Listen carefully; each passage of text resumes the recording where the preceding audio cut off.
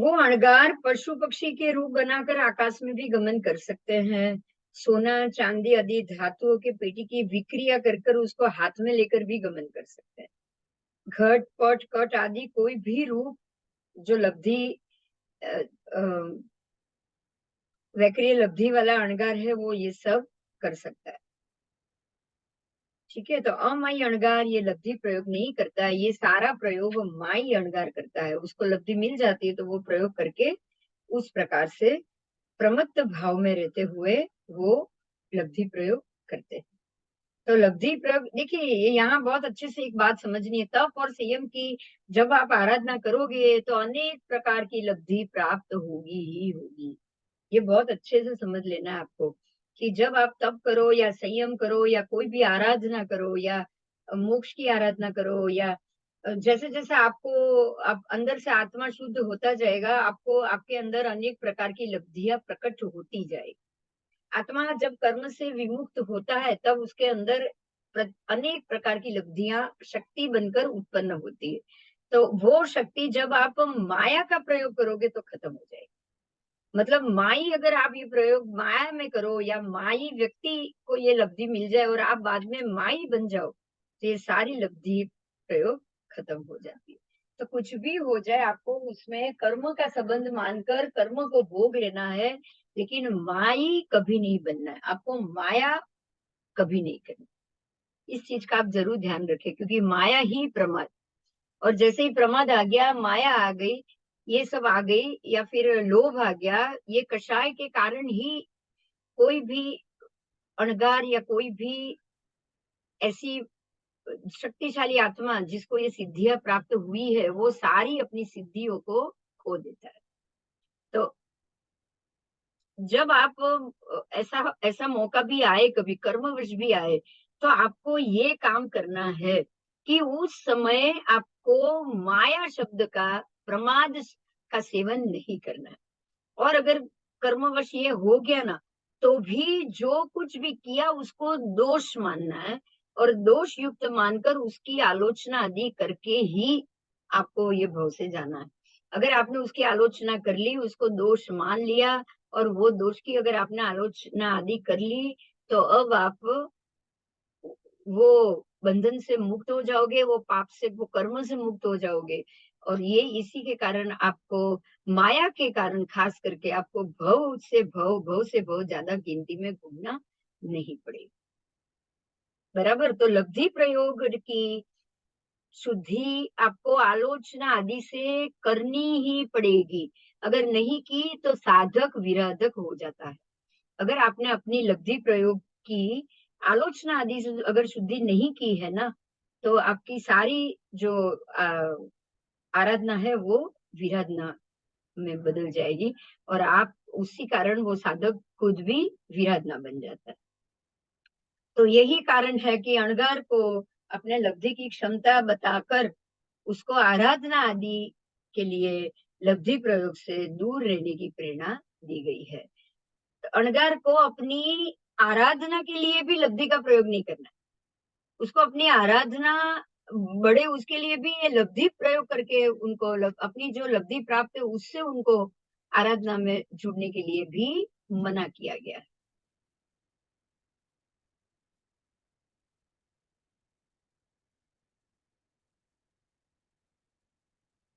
बराबर, ये लब्धि के कारण कोई पुरुष रस्सी से बांधे हुए घड़ा लेकर जैसे चलता है, उसी तरह भावित आत्मा अणगार वैक्रिय लब्धि से बांधा हुआ घड़ा भी हाथ में लेकर स्वयं ऊंचे आकाश में उड़ सकता है। ठीक है, वो जो वैक्रिय लब्धि वाला है वो घड़े का अलग अलग आकार भी बना सकता है। युवक युवती के हस्त ग्रहण के दृष्टांत अनुसार जम्बू द्वीप में भर जाए उतने रूप बनाने की शक्ति उसके अंदर होती है। ठीक है, संप्राप्ति क्रिया के रूप में वो इतनी रूप बना सकता है।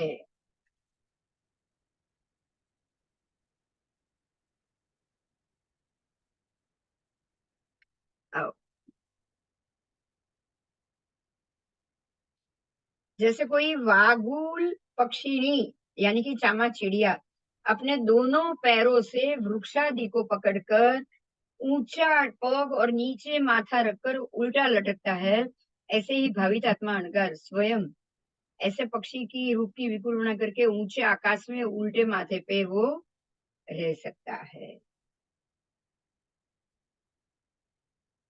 जिस तरह से जड़ों जो पानी का जो जीव है वो अपने शरीर को संकुचित करके पानी में गमन करता है, इसी तरह से वो भावित आत्मा अणगार भी अपने रूप की विकुर्णना करके जलों की तरह पानी में गमन कर सकता है।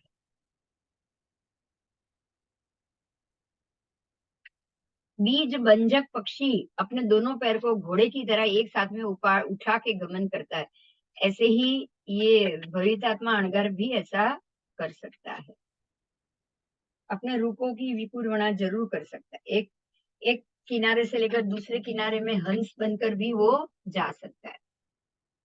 समुद्र वायस यानी कि समुद्र का कौवा एक तरंग के ऊपर से दूसरे तरंग पर उछलता उछलता गमन करता है, इसी तरह भावित आत्मा अणगार भी पानी के तरंग के ऊपर एक के बाद एक पैर रखकर गमन कर सकता है, आकाश में भी उड़ सकता है, पानी पे भी चल सकता है।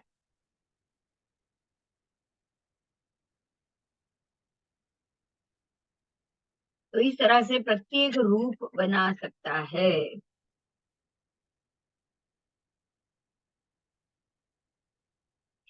पूर्वोक्त रूप की विकुर्णना माई अणगार करता है, अमाई नहीं, अमाई कभी नहीं करेगा। अमाई अपनी किसी भी प्राप्त सिद्धियों का अपने आराधना के लिए कभी भी उपयोग नहीं करेगा। अगर अमाई अणगार इस स्थान की आलोचना प्रतिक्रमण किए बगैर काल धर्म को प्राप्त हो जाए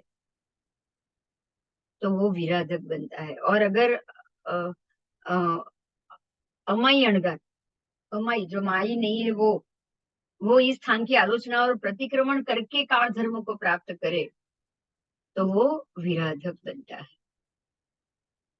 तो इस प्रकार से अमाई माई की विकुर्वणा अविकुर्वणा आराधना विराधना और उससे प्राप्त होती विराधक और आराधक लब्धियां। उसके बाद का है पाठ है समुद्घात का है, समुद्घात के 6 प्रकार। कितने? समुद्घात के छाद्मस्थिक समुद्घात के 6 प्रकार, और 7वां है केवली समुद्घात। बराबर, तो 6 समुद्घात छद्मस्त करता है और केवली 7वां समुद्घात केवली करते। इस प्रकार से 7 समुद्घात होते हैं। समुद्घात का मतलब क्या है? सबसे पहले तो विशिष्ट परिस्थिति में अपने आत्म प्रदेशों को बाहर निकालना, प्रक्षेपण कराना, उस क्रिया को समुद्घात कहा जाता है। अगर विशिष्ट कार्य के लिए मैं मेरे अंदर के आत्म प्रदेशों को बाहर निकालती हूँ तो वो हुआ समुद्घात। अगर कोई पक्षी अपने पांख पे धूल लग गई हो और वो पक्षी अपने पांख फैला के ऐसे फफड़ावे और ऊपर लगी धूल को खंखेर देता है, बहुत बार हम देखते ही है। इसी तरह से आत्मा भी बद्ध कर्म के अणुओं को खंखेरने के लिए समुद्घात की क्रिया करते हैं। आत्मा असंख्य प्रदेशी होने के बावजूद भी नाम कर्म के उदय से प्राप्त हुआ उसका शरीर बहुत परिमित हो जाता है। आत्मा प्रदेश में संकोच विस्तार का गुण होने से आत्मा प्रदेश अपने मिले हुए शरीर अनुसार व्याप्त हो सकता है। फिर भी कितनी बार कितने कारणों से आत्मा अपने आत्मा प्रदेशों को अपने प्रदेशों को शरीर के बाहर फैलाते हैं और फिर से संकुच लेते हैं। ऐसी क्रिया को ही समुद्घात कहा गया। ऐसे समुद्घात 7 होते हैं।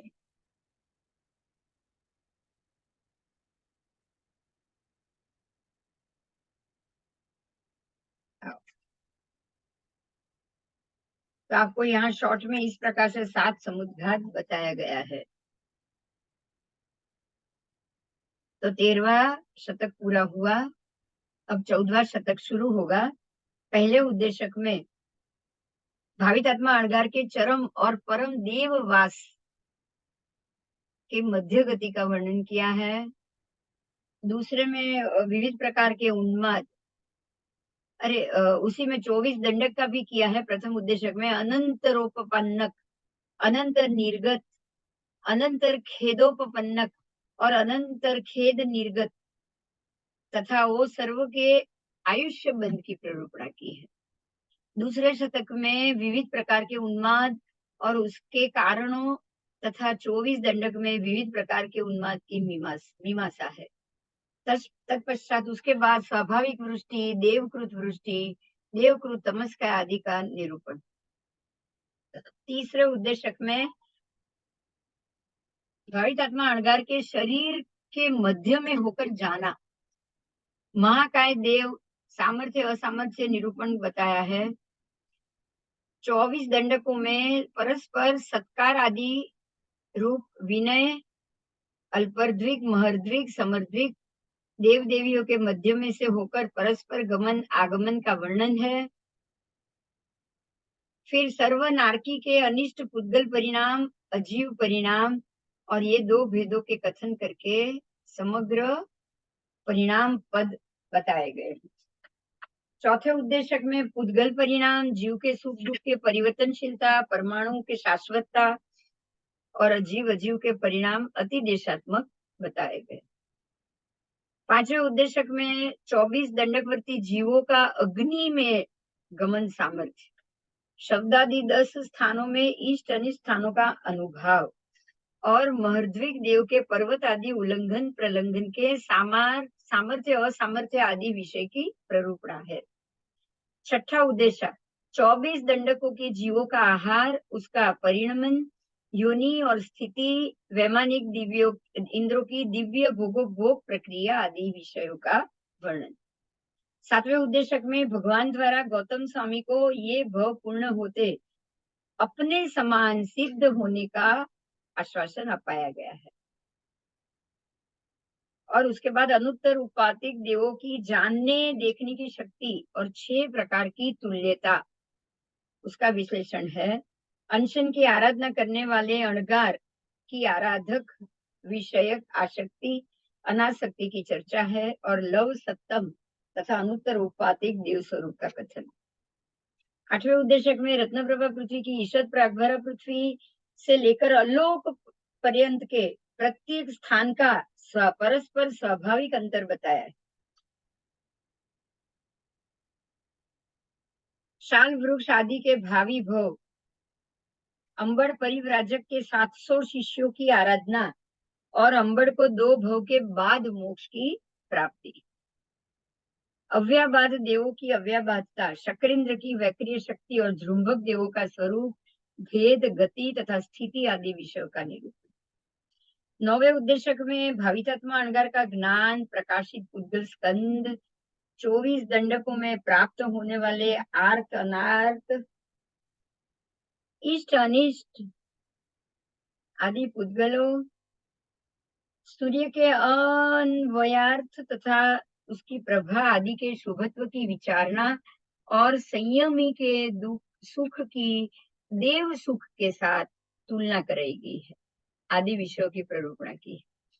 केवली तथा सिद्ध की ज्ञान शक्ति का 10वें उद्देश्य में निरूपण है। चारों गति में जीवों का तथा अणगार केवली और सिद्धों की आत्मिक और शारीरिक दोनों प्रकार की शक्तियों का रोचक वर्णन बताया गया है। तो इस प्रकार से हम ये 14वें उद्देश्य में बहुत कुछ जानेंगे, बहुत कुछ सीखेंगे। मुख्य खास करके जीव के आयुष्य बंध की योग्यता यहाँ बताई गई है।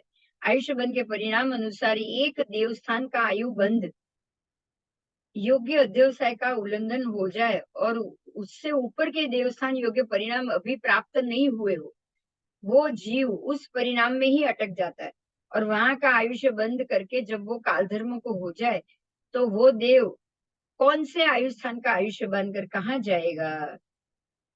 तो यहाँ ये बताया कि वो जीव के आत्म परिणाम जो स्थान के अत्यंत निकट होगा उस स्थान का वो आयुष्य बांधेगा। बराबर। मान लो कि आयुष्य बंद का परिणाम अनुसार एक देवस्थान का आयुष्य बंद योग्य अध्यवसाय का उसने उल्लंघन कर लिया है और ऊपर से उसके ऊपर के देवस्थान योग्य परिणाम उसने अभी प्राप्त नहीं किया।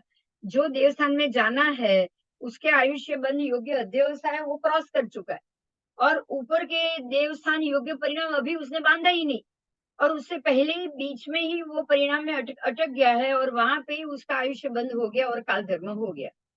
तो अब वो जीव कहाँ जाएगा?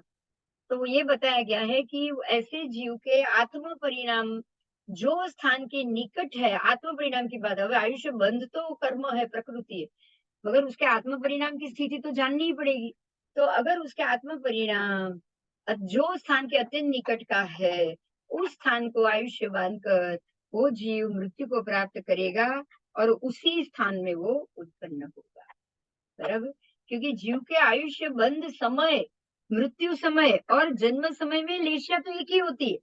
अरे वाह, बहुत बढ़िया बात। जीव के आयुष्य बंध के समय की लेशिया, जन्म के समय की लेशिया और मृत्यु के समय की लेशिया, तीनों लेशिया एक ही है। मतलब जिस लेशिया में मैंने आयुष्य बंद किया, मेरा जन्म भी उसी लेशिया में होगा, मेरी मृत्यु भी उसी लेशिया में। तो इसीलिए तीनों में आत्म परिणाम में समानता होती। बराबर? जैसे कोई एक व्यक्ति कोई एक गंतव्य स्थान के लिए निकला है, आधा पंथ चल गया, और कोई विकट परिस्थिति आई तो व्यक्ति जहां है वहां सबसे नजदीक के सुरक्षित स्थान पे वो पहुंच जाएगा। तो इसी प्रकार से जीव भी अपने आत्म परिणाम अनुसार उसी योग्य स्थान अथवा निकट के स्थान का वो आयुष्य बांधकर वहां पहुंच जाएगा। जीव एक भव से दूसरे भव में मृत्यु को प्राप्त करके दूसरे भव में जन्म धारण करना है, उसके लिए 1, 2 या 3 समय की विग्रह गति करता है, उसको शीघ्र गति कहा जाता है। क्योंकि 1, 2 और 3 समय में वो जीव 7 रज्जु क्षेत्र को पसार करके अपने उत्पत्ति स्थान को प्राप्त कर सकता है। एक इंद्रिय जीव अधोलोक से लेकर ऊर्ध्वलोक पर्यंत 14 रज्जु परिमाण क्षेत्र को भी प्राप्त कर सकता है, पसार कर सकता है। और छद्मस्थ जीव अन्य कोई भी क्रिया में असंख्यात समय लगता है। छद्मस्थ जीवों की अन्य कोई भी क्रिया में उसको असंख्यात समय लगता है, इसलिए उसको शीघ्र गति नहीं कहा जाता। बराबर? छद्मस्थ जीव को असंख्यात समय लगता है, उसकी गति शीघ्र नहीं है, लेकिन एकेंद्रिय जीवों की गति अति शीघ्र कही गई है। उत्पत्ति वो तो नीचे के 7वें राज्यों के जो घनोदति आदि है, वहां से निकल के ईशत प्रागबारा की घनोदति में भी एक समय में पहुंच जाए, तो वो शीघ्र गति सिर्फ एकेंद्रिय की होती है, छद्मस्थ जीवों की नहीं।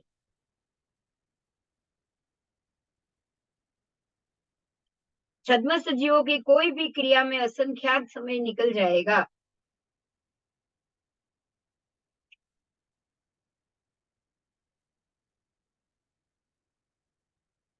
उत्पत्ति स्थान की प्राप्ति के प्रथम समयवर्ती जीव अनंतर उपपन्नक, द्वितीय समयवर्ती जीव परम्पर उपपन्नक, और विग्रह गति वाला जीव अनंतर परम्पर उपपन्नक कहे गए हैं।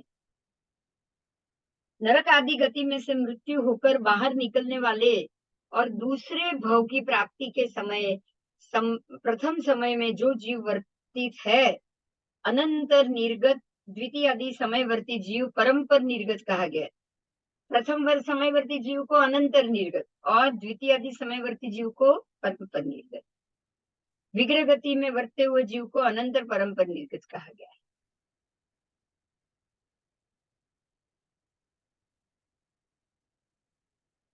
प्रथम समय में जिसकी उत्पत्ति खेद युक्त होती है उसको अनंतर खेदोपपन्नक, जिसकी खेद युक्त उत्पत्ति 2, 3 समय व्यतीत हो गई हो तो वो परम्पर उपपन्नक, खेदोपन्नक।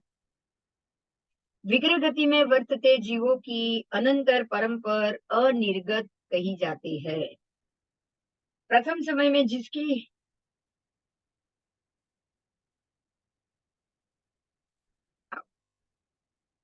हो गया अनंतर उपन्न अनंतर निर्गत और विग्रह गति में वर्ता जीव कोई भी गति का आयु बांध सकता नहीं है।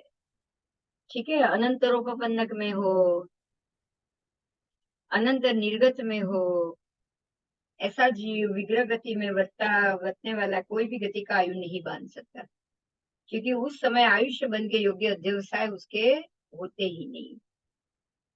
परम्परोपन्नक परम पर निर्गत और परम पर खेदोपन्नक जीव अपनी योग्यता अनुसार आयुष्य बंद कर सकता है। तो अब हम कौन सा जीव कैसे आयुष्य बंद कर सकता है उसको जानेंगे।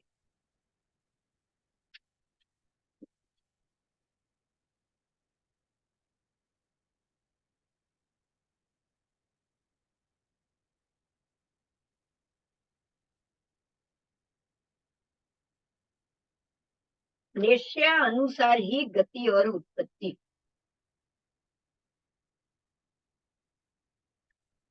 भगवान ने, गौतम स्वामी ने ये सवाल किया भगवान को कि हे भगवान, कोई भवितात्मा अणगार जिसने चरम सौधर्म आदि देवलोक में उत्पन्न होने योग्य लेश्या परिणाम का उल्लंघन कर लिया हो, जिसने अपने सौधर्म आदि देवलोक में उत्पन्न होने वाली लेश्या के परिणाम का अगर उसने उल्लंघन कर लिया और सनत कुमार आदि सौधर्म में तो मानने का वो क्रॉस कर गया लेश्या, और सनत कुमार आदि में उत्पन्न होने योग्य लेश्या को अभी तक उसने परिणाम को प्राप्त नहीं किया और मध्य में ही उसकी मृत्यु हो गई, तब उसकी गति कहाँ होगी, उसका उत्पात कहाँ होगा।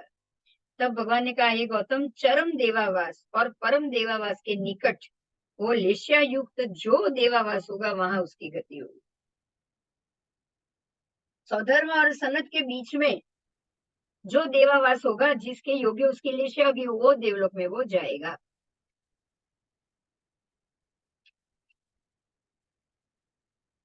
मतलब तो ये हो गया कि आप देव गति में जा रहे हो वो निश्चित है, लेकिन कौन से देवलोक में जाओगे वो अंतिम मृत्यु समय तक नक्की नहीं है, क्योंकि आपकी मृत्यु भी आ गई हो और आपके अध्यवसाय कहाँ के पड़े हुए उस हिसाब से आप जा रहे हो। तो मरने के बाद भी आपका कौन सा देवलोक वो तय हो सकता है, पर गति मात्र निश्चित है, स्थान नहीं। गति आपकी निश्चित जरूर है कि आप देवलोक में जाओगे, लेकिन कौन से देवलोक में जाओगे, कहाँ जाओगे, वो आपके अध्यवसाय तय करेंगे। मृत्यु भी आ सकती है उससे पहले, देवलोक नक्की होने से पहले। बहुत बड़ी बात है ये आयुष्य के लिए, हमको नहीं पता है।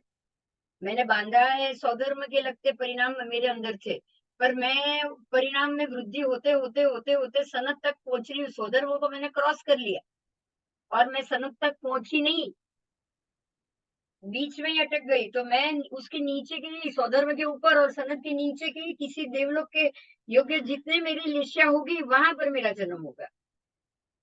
मतलब तो यही हो गया कि मृत्यु के बाद भी आपके आत्मा के अध्यवसाय के अनुसार आपको गति मिलेगी, देवलोक मिलेगा। गति निश्चित है लेकिन स्थिति नहीं।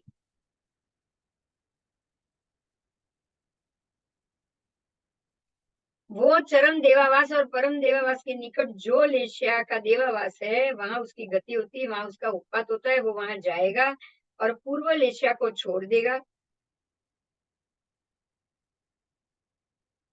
तो वो कर्म लेश्या से, भाव लेश्या से पतित हो जाएगा और वहां जाकर अगर वो लेश्या को नहीं छोड़ रहा है तो वो लेश्या का आश्रय करके रहेगा। बराबर, द्रव्य लेश्या में उत्पन्न हुआ तो वो लेश्या जीवन पर्यंत के लिए स्थिर हो जाएगी, परंतु भाव लेश्या जरूर परिवर्तित होगी। द्रव्य लेश्या स्थिर हो जाती है। आपके आयुष्य बंद की लेश्या, जन्म समय की लेश्या और मरण समय की लेश्या एक ही होती है। जिस लेश्या में मेरा आयुष्य बंद हुआ है, अगले पिछले जन्म में तय किया था कि बिंदु यहाँ जन्म बिंदु के रूप में लेगी, तब जो लेश्या थी वही लेश्या बिंदु के रूप में रही और बिंदु जब मरेगी तब वही लेश्या में मरेगी।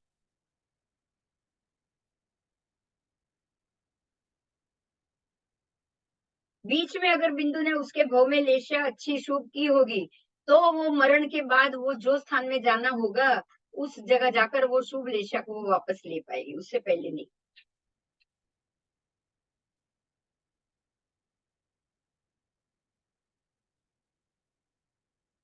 कोई भावित आत्मा अणगर जिसने चरम पूर्व भागवर्ती असुरावस्था का उत्पन्न होने योग्य लेशा के परिणाम का उल्लंघन कर दिया और परम पर भागवर्ती असुर कुमार में उत्पन्न होने योग्य लेशा परिणाम उसको अभी तक प्राप्त नहीं हुआ, तो उसके मध्य में ही उसकी मृत्यु होती है।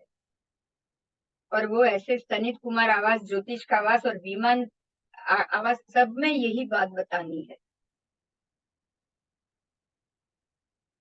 आत्मा परिणाम अनुसार जीव की गति और उत्पत्ति होती है और आत्मा परिणाम ही निश्चय है। जैसे मेरा आत्मा परिणाम वैसे मेरी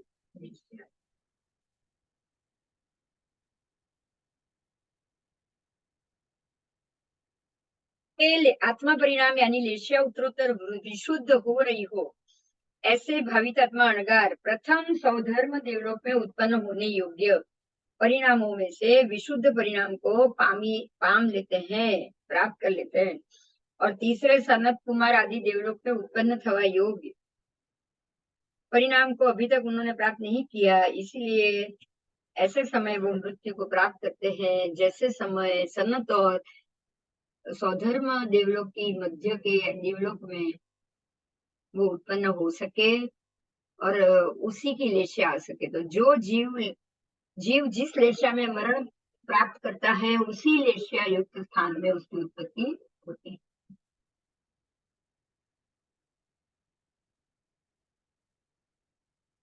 पहले दूसरे देवलोक में तेजोलेशा होती है, इसलिए उस स्थान को तेजोलेशा युक्त स्थान कहा गया है।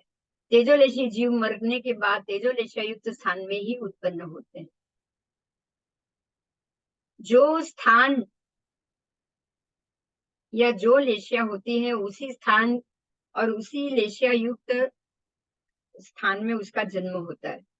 मृत्यु समय के आत्मा परिणाम भाव लेशिया अनुसार ही उसका जन्म होता है। प्रत्येक स्थान की उत्पत्ति का ये साधारण ये नियम में समानता होती है।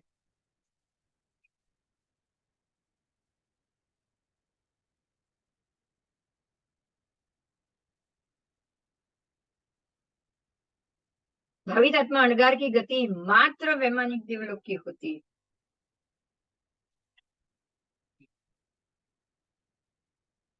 तो भी भावित आत्मा अणगार की भवनपति आदि में उत्पत्ति होने का कथन है।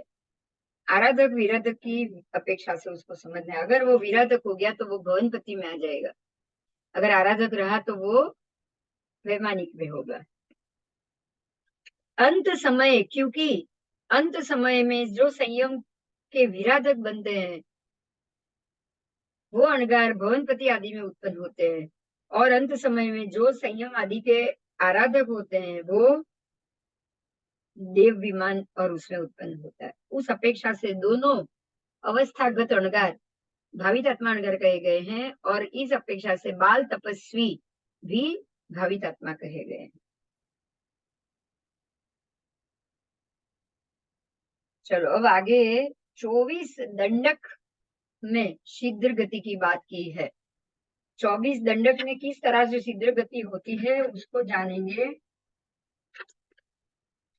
कोई तरुण बलवान युगवान ऐसा चौथे आरे में उत्पन्न हुआ निपुण शिल्प शास्त्र का ज्ञाता पुरुष जब अपने संकुचित हाथ को शीघ्रता से फैलाए और फैलाए हाथ को संकुचित करे, खुली मुट्ठी को बंद करे, बंद मुट्ठी को खोले, खुली आंखों को बंद करे, बंद आंखों को खोले, ऐसी शीघ्र गति और शीघ्र गति का ये विषय है।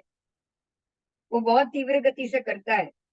नारकी के जीवों को ऐसी शीघ्र गति क्या होती है या तीव्र गति होती है? ना, नहीं होती है। नारकी के जीव उससे भी तीव्र एक ऐसी 1, 2 या 3 समय की विग्रह गति से उत्पन्न होते हैं। ऐसी तीव्र गति, शीघ्र गति और शीघ्र गति उसका विषय है। ऐसे ही वैमानिक तत्व को समझना चाहिए। एकेंद्रिय में उत्कृष्ट 4 समय की विग्रह गति होती है। एकेंद्रिय के जीवों में 4 समय की, क्योंकि एकेंद्रिय के जीवों को यहाँ निगोद से लेकर वो निगोद में जन्म लेना होता है, तो उनकी 4 प्रकार की विग्रह गति आएगी, तभी वो यहाँ बाहर होगा 14 राजलोक के। तो वो वहां से पहले वो सीधे जाएगा, त्रसनाड़ी में प्रवेशेगा, फिर वहां नीचे उतरेगा, वो दूसरी गति, फिर जहां जाना है उस तरफ वो बाहर निकलेगा त्रसनाड़ी से, वो तीसरी गति, और फिर जहां जाना होगा थोड़ा आगे पीछे वहां चौथी गति लेकर फिर वो जन्म ले ली। तो इस प्रकार से नारकी के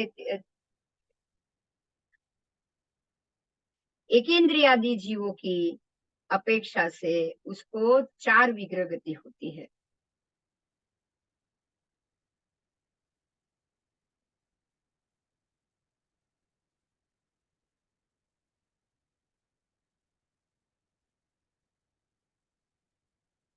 नारकी का कोई भी जीव 1, 2 आदि समय में ही उत्पत्ति स्थान में पहुंच जाता है, और उसका उत्पत्ति स्थान जो सर्वथा सीधा हो तो एक समय की रुजुगति होती है। अगर सीधा ही हो तो ऊपर से नीचे सीधा एक समय की रुजुगति में आएगा, नीचे से तिर्यंच गति से नरक में। और अगर उत्पत्ति स्थान वक्र गति का हो तो जीव वक्र गति से जाता है, तब उसका 2 या 3 समय उसको लगता है। ये 3 समय को शीघ्र गति कही गई है। अनंतरोपपन्नक आदि और आयुष्य बंध, जो हमने अनंतरोपपन्नक परोपरोपपन्नक सब सीखा था, वो और आयुष्य बंध क्या है उसको समझा है। सुनारकी अनंतरोपन्नक है, परंपरोपन्नक है, या निरंतर परंपरोपन्नक है?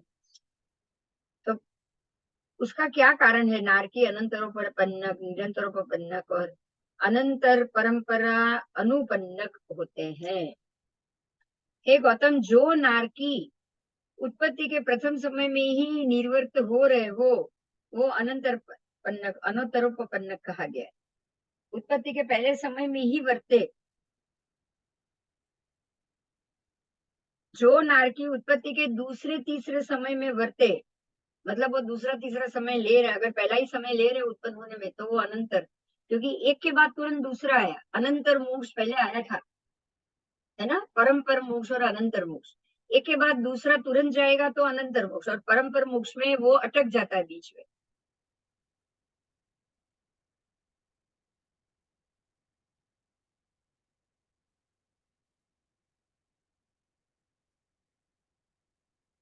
नारकी के जीव अनंतर पन्नक भी होते हैं, परम्पर पन्नक भी होते हैं, अनंतर परम्पर पन्नक भी होते हैं। क्यों?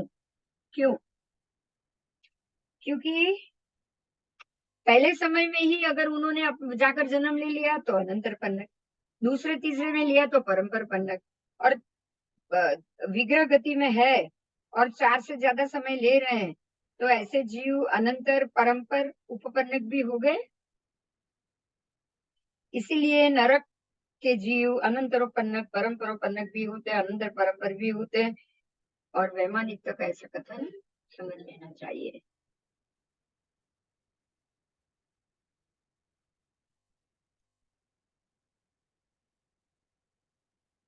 अनंतरपन्नक नारकी के जीव क्या नारकी का आयुष्य बांधते हैं या देव का बांधते हैं? अनंत।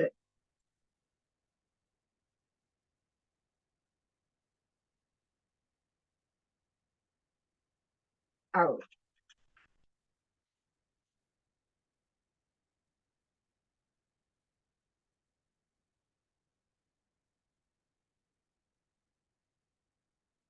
नरक, तिर्यंश, मनुष्य अथवा देव कोई भी अनंतर पन्नक नारकी का आयु बांधते नहीं है। एक ही समय में उधर जाओ या ऐसे, तो पॉसिबल नहीं। नार परम अनंतरपन्नक कोई नहीं बांधता। परम्परोपन्नक नारकी का जीव नहीं बांधते, परम्परोपन्नक भी। तिर्यंश और मनुष्य के जीव उसको बांध सकते हैं।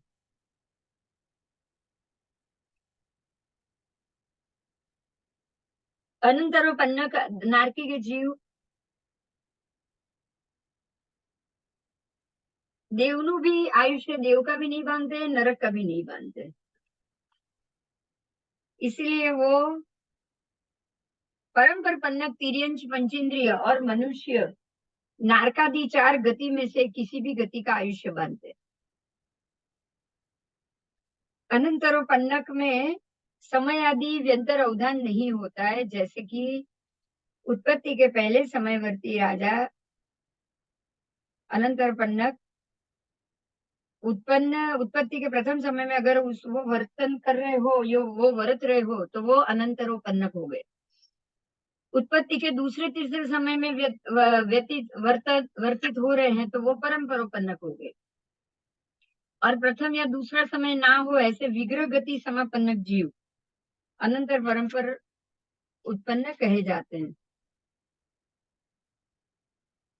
अनंतरोपन्नक या परम्पर अनंतर परम्परोपन्नक ऐसे जीव कोई भी आयुष्य का बंध नहीं करता, क्योंकि वो अवस्था में आयुष्य के बंध योग्य कोई अध्यवसाय होता ही नहीं।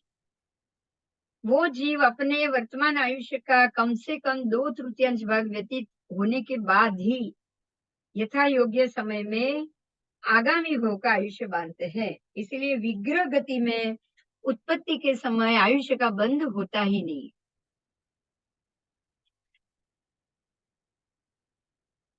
परंपरोपन्नक नारकी का देव, नारकी का जीव अथवा देव का जीव अपने आयुष्य के 6 महीना बाकी रहे तभी बांधते हैं, और तिर्यंश तथा मनुष्य आयुष्य बांधते हैं उनके आयु का।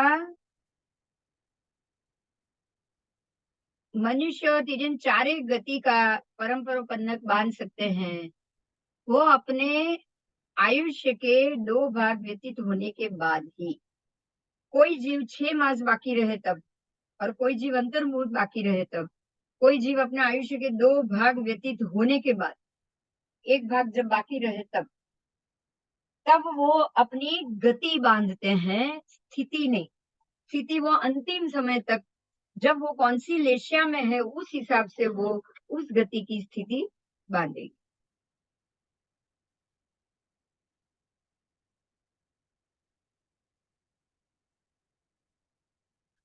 अनंतर निर्गत और आयुष्य बल। क्या नारकी के जीव अनंतर निर्गत होते हैं, परंपर निर्गत होते हैं, या अनंतर परंपर निर्गत होते हैं? नारकी के जीव अनंतर निर्गत भी होते हैं, परंपर निर्गत भी होते हैं, और परंपर अंतर निर्गत भी होते हैं। जो नारकी का जीव नरक गति से बाहर निकल के दूसरे भव को प्राप्त होने के प्रथम समय को वो प्राप्त करे, उसको अनंत निर्गत कहा गया है। जो नारकी का जीव नरक गति से निकलकर भवांतर को प्राप्त करे, उसको अप्रथम यानी अप्रथम समय है, वो परंपर निर्गत होते हैं। जो नारकी का जीव नरक गति से बाहर निकलकर भवांतर को प्राप्त होने के द्वितीयादि समय में है, वो परंपर निर्गत हुए। और जो नारकी का जीव नरक से बाहर निकलकर विग्रह गति समापन्नक है, अनंतर परंपर दोनों अनिर्गत है। इसीलिए कहा गया है कि नारकी का जीव अनंतर निर्गत, परंपर निर्गत और अनंतर परंपर निर्गत तीनों होते हैं। इस प्रकार से वैमानिक जीव तक भी यही समझना, मतलब उनका पहला समय भी होता है, दूसरा तीसरा समय भी होता है। विग्रह यानी क्रॉस जाना भी होता है, क्रॉस जाना ही विग्रह गति हो गया। यहाँ से यहाँ आप जाओ तो ये विग्रह गति हुई, वापस नीचे भी उतरना हो गया, 4 समय तक भी ले सकते हैं। मतलब नारकी का जीव, नरक का ही जीव और देव का ही जीव एक समय में भी पहुंच सकते हैं, और बाकी चारों समय में भी पहुंच सकते हैं।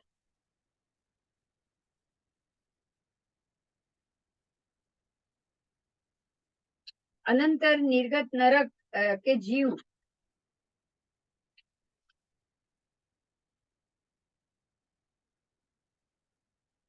नरकायु बांधते नहीं, और देवायु भी बांधते नहीं है। अनंतर निर्गत जीव, अनंत निर्गत जीव, नरक का जीव अनंतर यानी कि सीधा ही एक ही समय में पहुंचना, तो नारकी का नरक में नहीं बांधेगा, नारकी का देव में नहीं बांधेगा, वो या तो मनुष्य बांधेगा या तिर्यंश बांधेगा। अगर उसको सीधा भी जाना होगा तो नीचे ही जाएगा, इसका अर्थ सीधा ये हो गया, वो ऊपर नहीं जाएगा। परम पर निर्गत नारकी का जीव देव होगा तो वो नरकायु नहीं, नारकी नरक नहीं बांधेगा, देव और देव भी नहीं बांधेगा। ऐसे देव देव नहीं बांधेगा और नरक नहीं बांधेगा। जो जीव एक भव में से निकलकर दूसरे भव को प्राप्त एक ही समय में करे, उसको अनंतर निर्गत कहा गया है। जो जीव एक भव से निकलकर दूसरे भवांतर को प्राप्त करने में 2-3 या ज्यादा समय व्यतीत कर ले, उसको परंपर निर्गत कहा जाएगा। और अनंतर परंपर का मतलब है कि एक भव में से निकलकर भवांतर में उत्पत्ति स्थान को प्राप्त नहीं होने वाले जीव विग्रह गति में चले जाए, स्थित हो, उनको अनंतर परंपर अनिर्गत कहा गया है। आयुष्य बन की बात की, अनंतर निर्गत अनंतर परंपर अनिर्गत जीव किसी भी प्रकार के आयुष्य का बंध नहीं करते हैं, क्योंकि उस समय आयुष्य के बंध वो योग्य अध्यवसाय होते ही नहीं। अनंतर निर्गत और अनंतर परंपर निर्गत, ध्यान से सुनिएगा। अनंतर निर्गत एक भव में से दूसरे भव में पहले ही समय में जाना, तो पहले ही समय में जाने वाला आयुष्य का बंद ही नहीं करेगा। उनको तो यहाँ से निकल कर वहां, ये हम मरण समुद्घात पहले किए थे वही आया, अगर घनोदधि का जीव सातवीं घनोदधि से निकलकर सौधर्म की घनोदधि में जाएगा तो वो अनंत निर्गत है। अनंत निर्गत मतलब उसको कोई बीच में एक भी विग्रह गति नहीं आई या दूसरा समय भी नहीं आया। तो यहाँ से उसने अपने शरीर को उठाया और वहां ले गया, और वहां सीधा एक ही समय में उसने वहां पर वापस स्थान ग्रहण कर लिया। मतलब उसने जन्म नहीं लिया। एक समय में जीव का जन्म नहीं होता है, आयुष्य कर्म का बंध नहीं होता है। यहाँ का आयुष्य खत्म भी नहीं होगा और वहां बंद भी नहीं करेगा। ऐसे ही अनंतर परंपरा अनिर्गत, अनंतर परंपर अनिर्गत, एक भव में से निकलकर भवांतर में उत्पत्ति स्थान, भवांतर में भी एक भव से तो वो बाहर निकल गया है, पर भवांतर में भी उसको उत्पत्ति स्थान को प्राप्त नहीं हो रहा है। भवांतर में भी उत्पत्ति स्थान को वो प्राप्त नहीं हो रहा है और विग्रह गति में ही स्थित है अभी भी।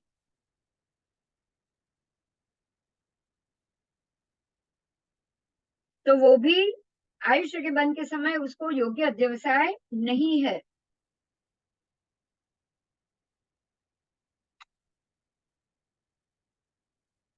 दूसरे समय से लेकर संपूर्ण भव पर्यंत के जीव सर्व गति के आयुष्य का बंध करता है। अगर परंपर निर्गत जीव हो जो दूसरे समय से लेकर संपूर्ण भव पर्यंत, वो दूसरा समय लेकर विग्रह गति में जाकर दूसरे समय लेकर जहां भी वो जन्म लेगा, वो परंपर निर्गत हो गया, वो सर्व गति के आयुष्य का बंध करेगा, वो कोई भी गति में जा सके। परंपर निर्गत नारकी का देव या देव का जीव मनुष्य अथवा तिर्यंश पंचेंद्रिय बनता है, इसीलिए वो चारों गति का आयुष्य बांध सकता है। इसीलिए परंपर निर्गत तिर्यंश और मनुष्य भी चारे गति का जीव बांध सकता है।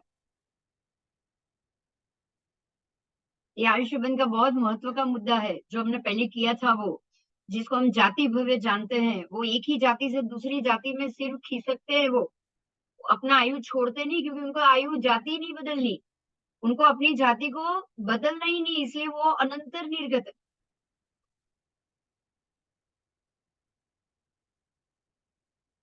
जबकि परम निर्गत तो चारों गति में जाते हैं, तिर्यंश भी बनेंगे, मनुष्य भी बनेंगे, देव में भी बनेंगे और नरक में भी जाएंगे। तो परम पर निर्गत को चारों गति मिलती है, इसलिए वो सर्व आयुष्क बंदी होते हैं।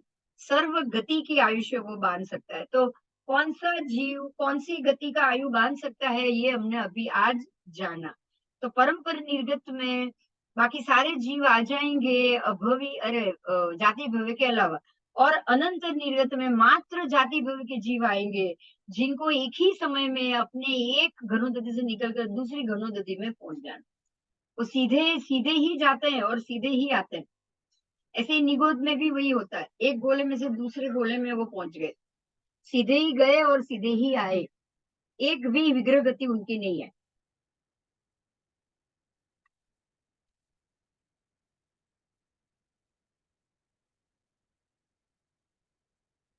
अब खेदोपपन्नक की बात की है, अनंतर खेदोपपन्नक परंपर खेदोपपन्नक, उसको भी हम जानेंगे।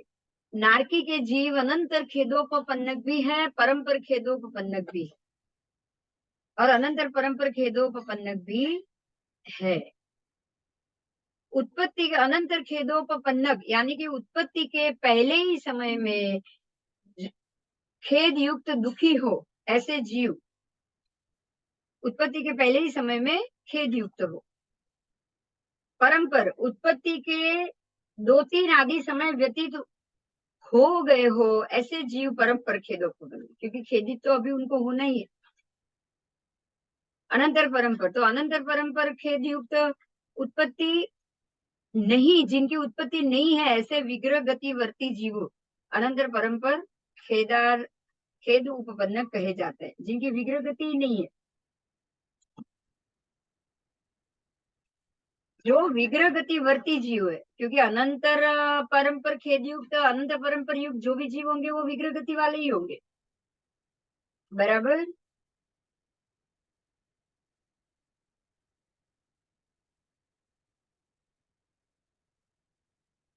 अनंतर खेदोपपन्नक और अनंतर परंपर खेदोपपन्नक नारकी के जीव आयुष्य के बंध नहीं करते।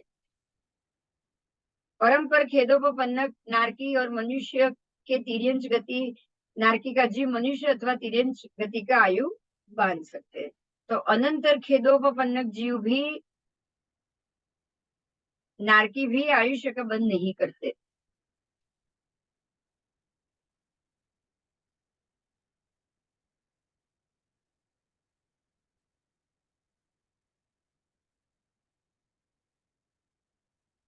इसी तरह अनंतर खेद निर्गत के, अनंतर परंपर खेद अनिर्गत नारकी के नारकी के जीव आयुष्य के बंध नहीं कर सकते हैं। परंपर खेद निर्गत नारकी चारों गति के आयु बांध सकते हैं। बराबर। तो इस प्रकार से 24 दंडक बताए गए हैं। अब ये यहाँ मैं समाप्त कर रही हूँ 14वां शतक और उसके दूसरा उद्देश्य अब हम कल करेंगे। ठीक है। जय जिनेन्द्र।